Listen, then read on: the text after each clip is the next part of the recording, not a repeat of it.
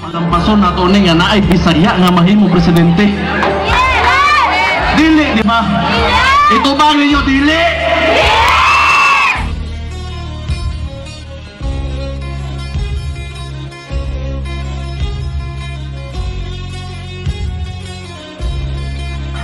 Ako, mupasalig ko ninyo.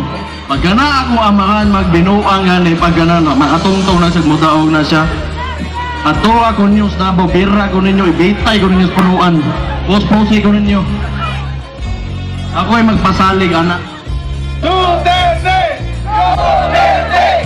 Duterte! Duterte!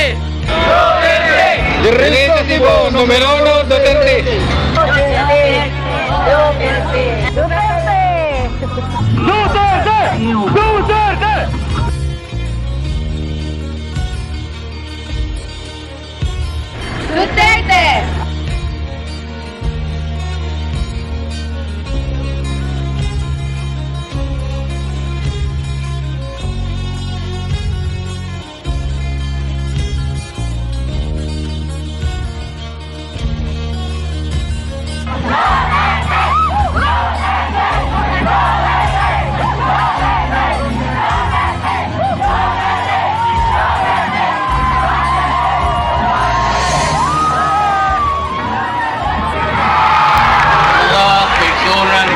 Ayong hapon sa inyong tanan.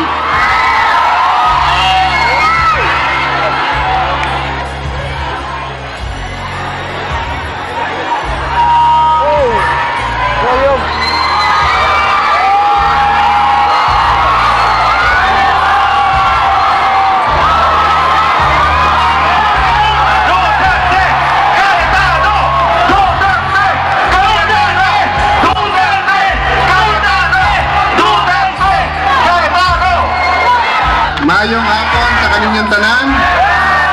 Daghang salamat po sa very warm na pagtanggap nyo sa sarili nyo pong anak ng Danao, Mayor Rodrigo Duterte.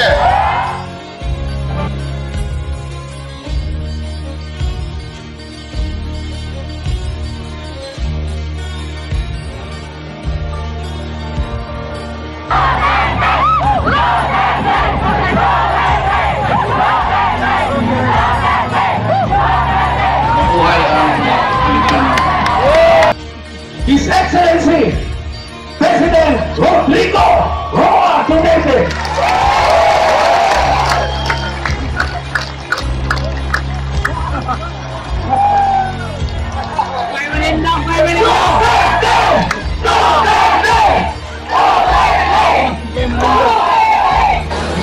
At if you know me, I will really do it.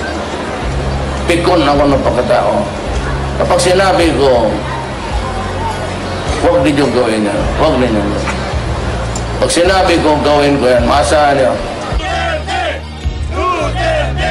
The party, PDP Laban, is solidly behind the pair or the tandem Duterte for President, Cayetano for Vice President.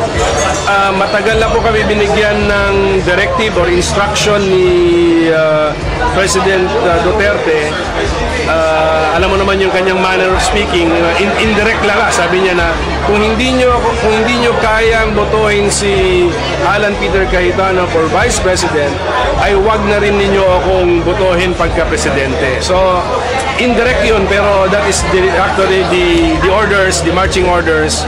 Exercise party discipline, carry the two candidates. Alam mo naman yung kanyang manner of speaking, indirect lang, sabi niya na kung hindi nyo kayang botohin si Alan Peter Cayetano for Vice President, ay wag na rin ninyo akong botohin pagka-presidente. So, alam mo naman yung kanyang manner of speaking, indirect lang, sabi niya na kung hindi nyo kayang botohin si Alan Peter Cayetano for Vice President, ay wag na rin ninyo akong botohin pagka-presidente. So, My honor and even the presidency, gagawain ko yung pinangako ko.